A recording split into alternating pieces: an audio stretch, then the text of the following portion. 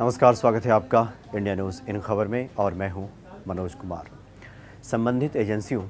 या फिर जांच अधिकारियों के लेट लतीफ़ी या यूँ कहें कि वक्त पे कार्रवाई नहीं करने की वजह से और आनन फानन में फैसले लेने की वजह से क्या नुकसान हो सकता है, किसी की जान जा सकती है, कितनी बड़ी लापरवाही हो सकती है, इसको समझा जा सकता है Punjab and Maharashtra cooperative bank के उदाहरण से। दरअसल वित्तीय अनियमितता के आरोप में आरबीआई ने पंजाब और महाराष्ट्र कोऑपरेटिव बैंक के बहुत सारे कार्यों पर रोक लगा दी और सीमा निर्धारित कर दी कि कोई भी खाता धारक महीने में 10,000 रुपये से ज़्यादा नहीं निकाल सकता। कई तरह की खबरें आई वहाँ से, लगातार लोगों का विरोध प्रदर्शन चला, कुछ लोग रोते धोते वहाँ पे दिखाई दिए, लेकिन अब एक व्यक्ति की उसकी वजह से हार्ट अटैक से मौत हो गई। दरअसल संजय गुलाटी नाम के एक व्यक्ति हैं जिनका 90 लाख रुपया इस बैंक में जमा था। वो जेट एयरवेज़ में काम करते थे और पूरी ज़िंदगी की कमाई और ये भी कहा गया कि उनके कुछ पैतृक जो संपत्ति थी उसका भी कुछ अंश, कुछ पिताजी के उनके पैसे, इस तरह से मिला करके Punjab and Maharashtra cooperative bank में उन्होंने 90 लाख रुपए जमा किए थे। अब सोचिए ज़रा कि 10,000 रुपये निकासी की मियाद तय की गई थी कि एक महीने में 10,000 से ज़्यादा कोई भी अकाउंट होल्डर नहीं निकाल सकता उस बैंक से। अन्य भी कार्यों पर रोक लगा दिया गया था, जिसको लेकर विरोध प्रदर्शन लगातार मुंबई में चल रहा है और उसी एक विरोध प्रदर्शन में शामिल होने के लिए संजय गुलाटी भी गए थे। जो तस्वीरें हम आपको दिखा रहे हैं संजय गुलाटी की, और उसके बाद वहीं पे चूँकि रकम बहुत ज़्यादा, पूरे जीवन भर की कमाई, और 10-10 हज़ार रुपये करके वो पैसे की निकासी भी करें, तो सोचिए ज़रा कितना वक्त लगेगा उन्हें उस 90 लाख रुपये की निकासी करने में। तो जीवन भर की कमाई को लेकर जब इस तरह की अनिश्चितता बन जाए तो फिर व्यक्ति का क्या हश्र होगा, ये समझा जा सकता है। और इस दबाव को झेल नहीं पाए, इस मानसिक प्रताड़ना को, और जिसकी वजह से हार्ट अटैक से उनकी मौत हो गई।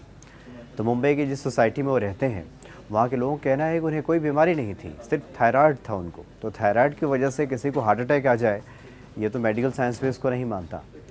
तो जिस प्रकार का मानसिक दबाव वो झेल रहे थे और अपने कमाए हुए पैसे को लेकर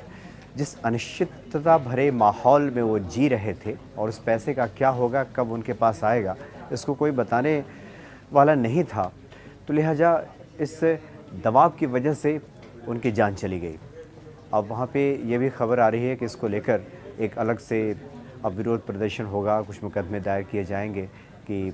Punjab and Maharashtra cooperative bank की वजह से चूँकि उसके खाता धारक की मौत हो गई, 90 लाख रुपया जिसका उसमें जमा था, तो निश्चित तौर पे इसका तो हर्जाना देना ही होगा। उस रकम की पहले निकासी तो हो ही 90 लाख रुपए की, उसके अलावा एक मुआवजा हर्जाने की भी मांग की जाएगी, ये भी बात निकल कर सामने आ रही है। तो निश्चित तौर पे इस तरह की खबरें, जैसा कि मैंने शुरू में जिक्र किया, कई बार संबंधित एजेंसियां जिनको जिम्मा होता है कि किसी बैंक की वित्तीय अनियमितता संबंधी जाँच वो वक्त पर करे, जब वित्तीय अनियमितता हो जाती है या फिर कोई बड़ी गड़बड़ी सामने आ जाती है, तब अधिकारियों के कान पे जूं रेंगता है और तब उनकी नींद खुलती है, और तब तक तो नुकसान काफ़ी हो चुका होता है, और जिसकी वजह से खाता धारकों को इसकी भरपाई उठाने पड़े, उनको मुसीबतें झेलनी पड़े, ये कहीं का कोई नेचुरल जस्टिस तो नहीं कहा जा सकता है, कहीं ये तर्कसंगत बात नहीं कही जा सकती, जिसकी वजह से लोगों की जानें जाएँ जिन्होंने अपने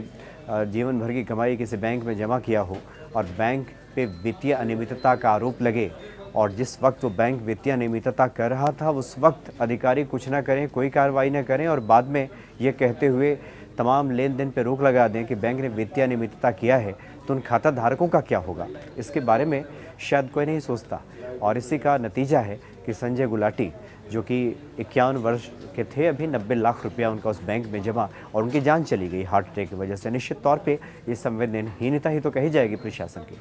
फिलहाल इतना ही, नमस्कार। इन खबर चैनल को सब्सक्राइब करें और बेल आइकन दबाना ना भूलें।